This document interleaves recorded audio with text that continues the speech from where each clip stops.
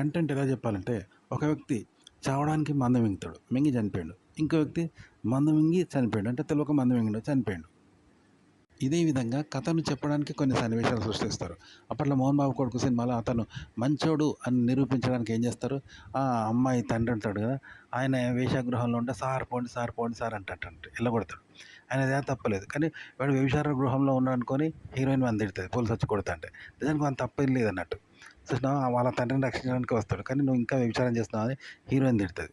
అంటే వీడు మంచోడు అని నిరూపించడానికి ఆయన సన్నివేశం సృష్టించాడు. అలాగే 'జెంటిల్‌మెన్' సినిమాలో హీరోయిన్ వెళ్ళిపోతే ఏం చేస్తది, చెప్పు చెప్పు నీవేమన్నా చెప్పాలనుకుంటే ఇప్పుడే చెప్పు, తర్వాత బాధపడితే లాభం లేదంట. చూసినావా?